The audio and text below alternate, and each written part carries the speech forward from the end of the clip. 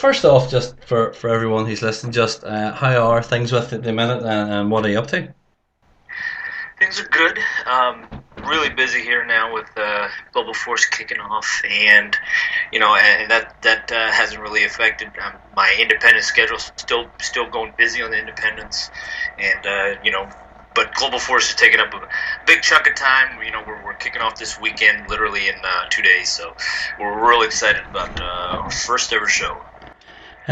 You mentioned Global Force, obviously, at the minute. In America particularly, this is an exciting time for wrestling because you've got Ring of Honor going on to Destination America, you've got Lucha Underground, how it's been in New Japan, NXT even coming through more and more. How excited are you now that Global Force is kicking off to be getting in on the ground floor, so to speak? I love it. It's such a weird is not. I don't know if weird is a word, but it is kind of, because it's just such a crazy time where there's so many companies, so much stuff is popping up. There is just so many different, alternatives for wrestling fans out there to watch and consume pro wrestling. In the States here, I'm sure you guys have heard that, we got one network that's carrying Ring of Honor and TNA. That's crazy. It's unheard of. And then, like you mentioned, then we got Lucha Underground, Global Force is kicking off. We got our first TV taping coming up in July. It's I guess it's a really cool time to be a wrestling fan. It's almost reminiscent of like the territories where there was just so much stuff. You could consume wrestling every which way you looked, and that's kind of what's going on. But I kind of compare it to the UK scene. You guys got so much good stuff going on. I did about 2 weeks last March, and amazing. The talent right now in the UK scene is crazy. It's so good. It's so different. There's so many different companies. I did Wales. We did England. We were all over. We did Scotland. And so much cool stuff going on. Now you go way back with Jeff, obviously, into TNA and Ring King and so on. Did it take much convincing from him to get you involved in Global Force, or? Not much convincing at all.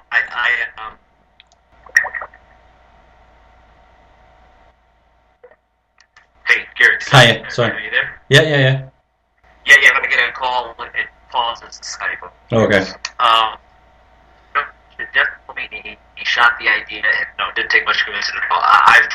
Like I said, man, I've known Jeff for a long time. We go back to when TNA was, barely a year old. Yeah. I got bored. Even in the later, he had a bunch of outside projects that weren't TNA related. He called me for every one of those. We kind of had a good business relationship. Ever since with the India deal, we did some other stuff that didn't get up. We had a lot of stuff, and he called me and said, "Hey, look, this is my new concept." And I love it because there's so many guys that want to talk a big game, want to do stuff. And Jeff's the kind of guy that he'll go out there and actually do it. That's the difference between him and a lot of other guys, because there's a lot of other guys out there that would love to make a change in pro wrestling and do things their way. And Jeff said, "You know what? The hell with it. I'm going to do it myself." And that's exactly what's going on right now.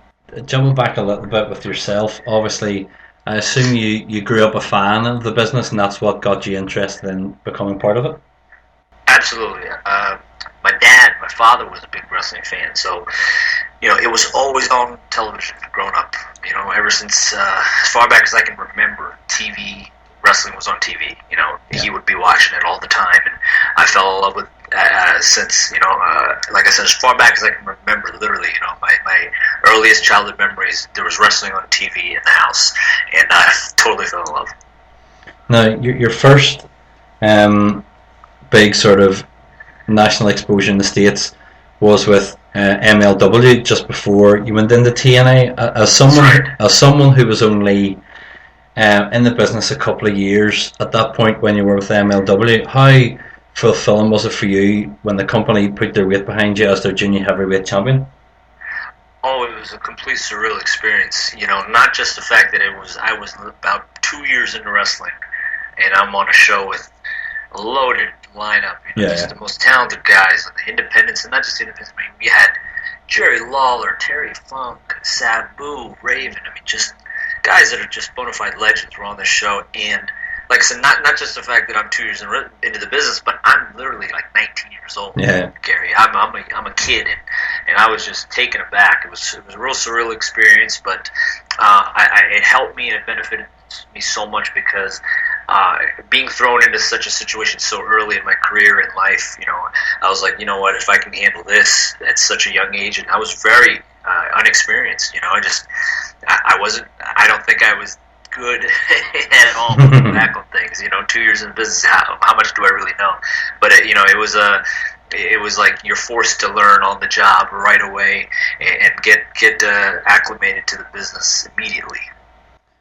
What was it then? Obviously, later on that year, you got involved with TNA at first around 2003 or so. What led to you? How did they get? How did that end up that you went there? Yeah, so I guess MLW had something to do. Had I guess all to do with it. So MLW was on a station in the States called the Sunshine Network, and the Sunshine Network had a good national clearance. Yeah. So a lot of national cable companies were carrying the Sunshine Network. So I was I was being seen by more people than I even knew, that were watching me. So I guess somebody from TNA was looking to get a hold of some new young high flyers for the X Division.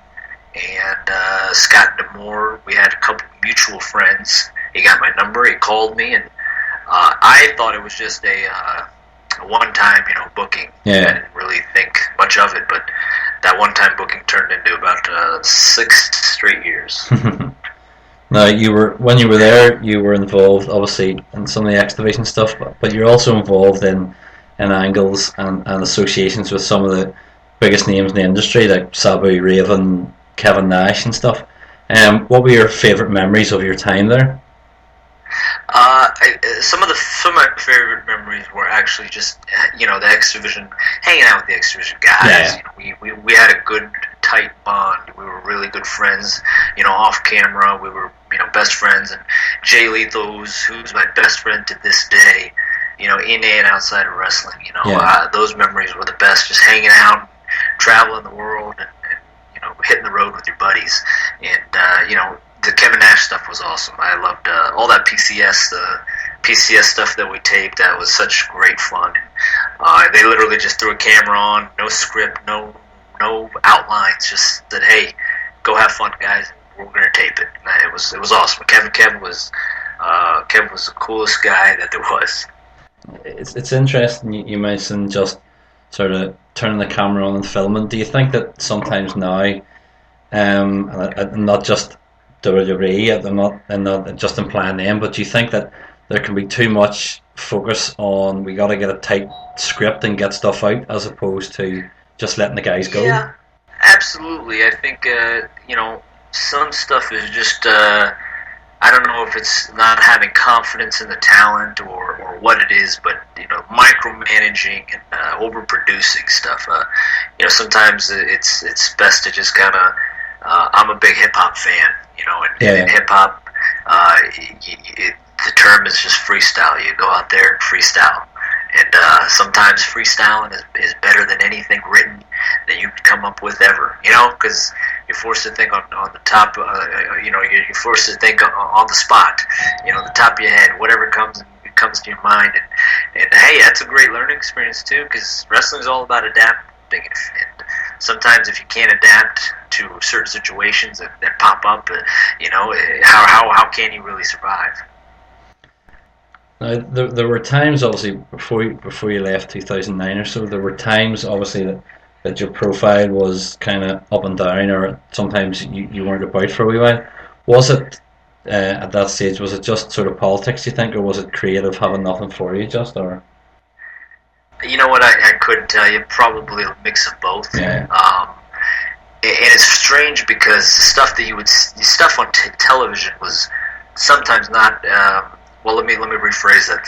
The house shows, the live events, sometimes were not indicative of what was actually being shown on television. Yeah. So for instance, I tell you, I was on majority of the house shows, and sometimes it would be during a time where I wasn't featured on television. Yeah. So, yeah, it's kind of weird, but I was still working. I was still part of the company. I was still contributing, and I think that the same can be said for pretty much most every talent that stepped foot in TNA, and for that matter, any television company. Sometimes you're going to be featured, sometimes you're not.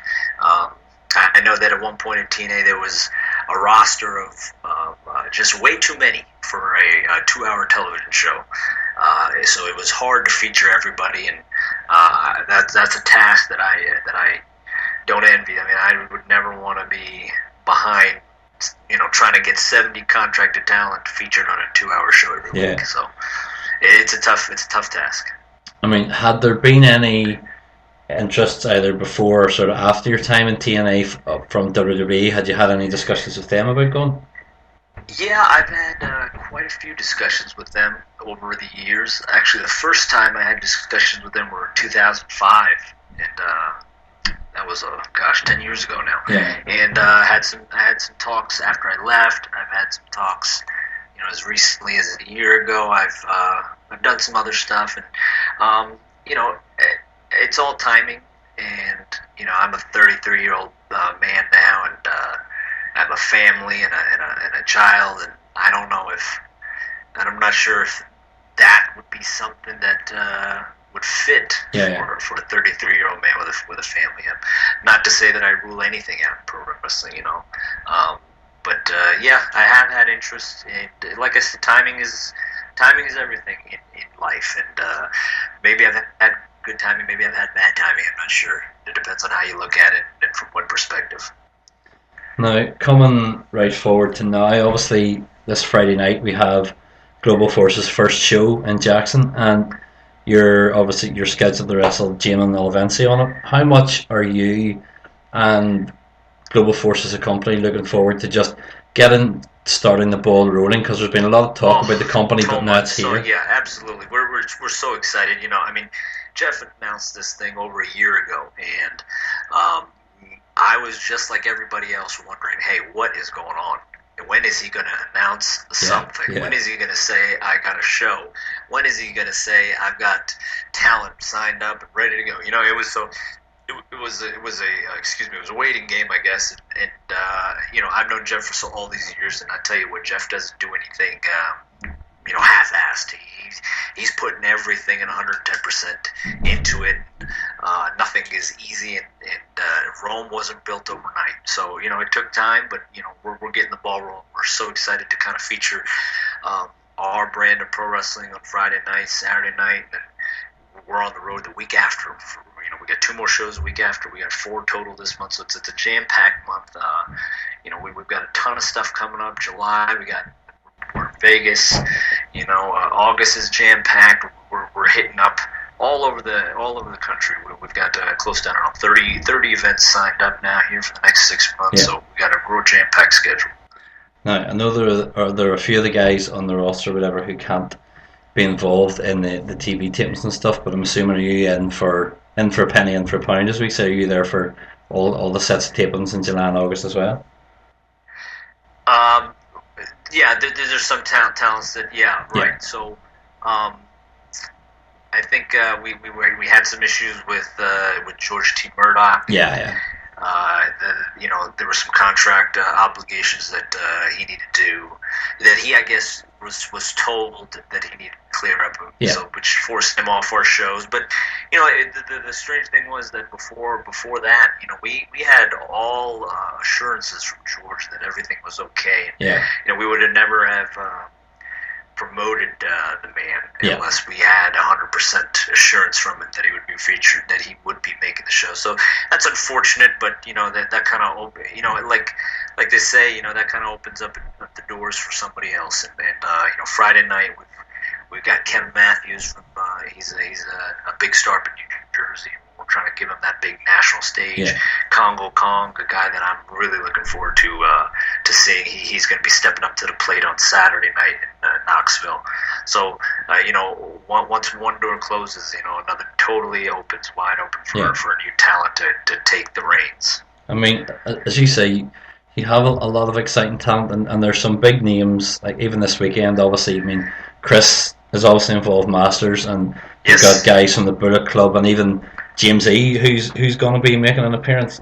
Do you Yeah. think that this is what will make Global Force stand out? That it really is all about drawing people from all around the world, from all different companies, and showcasing them under your umbrella? Yeah. You know what, Jeff?